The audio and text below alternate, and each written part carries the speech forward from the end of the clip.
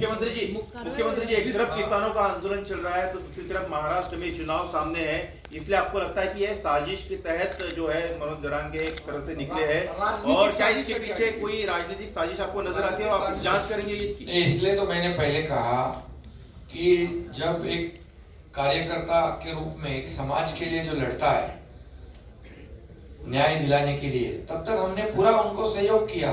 क्या नहीं किया, हम लोग ने सब कुछ किया है। और अब जब उनकी बोली भाषा बदल गई है, जैसे डीसीएम साहब ने बोला कि जो शरद पवार उद्धव ठाकरे जो बोल रहे हैं वो वही भाषा बोल रहे हैं, इसका मतलब ये साजिश है। अरे साजिश का पर्दाफाश तो होगा, इसमें कोई कानून के सामने कोई छोटा बड़ा नहीं है। जब तक हम समझते थे एक ईमानदारी से लड़ाई लड़ रहे हैं, हम उसके लिए सब कुछ किया। मुख्यमंत्री किधर जाता है, कितने आंदोलन हुए आज तक। इसलिए अपने अपने सीमा में हर एक ने रहना चाहिए। सरकार सबका है और सरकार सबके लिए कर रहा है। हमने जो शब्द दिया था वो पूरा किया है, किसी अन्य समाज को अन्याय नहीं करते हुए। ये तो मराठा समाज में खुशी की लहर है। अभी ये बार बार ये मांग एक होने के बाद दूसरा, ए होने के बाद बी होने के बाद सी होने के बाद डी, वो सब देने के बाद फिर तो राजनीति की भाषा बहुत चालू हो गई।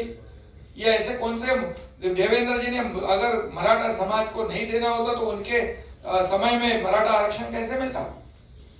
मराठा समाज को आरक्षण भी मिला, हाईकोर्ट में उसको वैलिड भी हुआ, और सुप्रीम में जब गया तो मुख्यमंत्री कौन थे?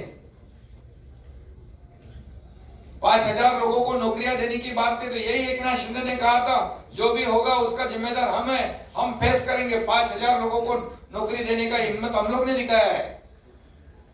तो जो बोलने वाले जो है उन्होंने सिर्फ मराठा समाज का इस्तेमाल किया है। अब जब दिया है तो बोलते टिकेगा नहीं। अरे क्यों टिकेगा नहीं, उसका तो रीजन बता। ये मराठा आरक्षण पूरा ऐसी तरह से दिया है कि जो सुप्रीम कोर्ट ने जो ऑब्जर्वेशन, जो त्रुटियां खामियां निकाली थी, उसे पूरा किया है। 4 लाख लोगों को काम पे लगाया था इसमें। हर जिले में हर कलेक्टर ऑफिस में विशेष ऑफिस खोला था इसके लिए। और जो दिया है तो उससे पॉजिटिव बात करनी चाहिए। इसका मतलब राज्य में कानून व्यवस्था बिगाड़ना, ये सामने चुनाव देखकर राजनीति की रोटियां सेकना, ये लोग बहुत भली भांति जानते हैं। बहुत समझदार महाराष्ट्र की जनता है। ये उनको सही जगह दिखाएंगे। इसके पीछे जो भी साजिश है वो साजिश तो उसका पर्दाफाश तो होगा ही। लगातार जो भूमिका बदल रही है मनोज जरांगे पाटिल की, पिछले 3 महीने से आपसे लगातार मांग बढ़ते जा रही है। अब जब आरक्षण की मांग पूरी होती है उसके बाद राजनीतिक आरोप प्रत्यारोप शुरू हो जाते हैं, इसको कैसे? ये देखो महाराष्ट्र की संस्कृति है, इतने निचले स्तर पर आरोप लगाना आंदोलनकारियों ने, ये शोभा नहीं देता है। ये उनकी बोली नहीं है, ये और किसी की बोली है।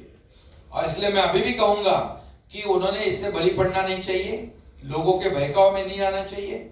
जो लोग जो आज जिन्होंने इतने साल राजनीति की, जब उनके हाथ में था मराठा समाज को आरक्षण देना, तब नहीं दिया, वंचित रखा सबको। और जब हमने देने की हिम्मत बताई तो उसके साथ में जैसे सहयोग करना चाहिए, न कि कानून व्यवस्था बिगाड़ के संभ्रम निर्माण करना चाहिए। कानून के सामने कोई भी छोटा बड़ा नहीं है, मैंने बताया है आपको।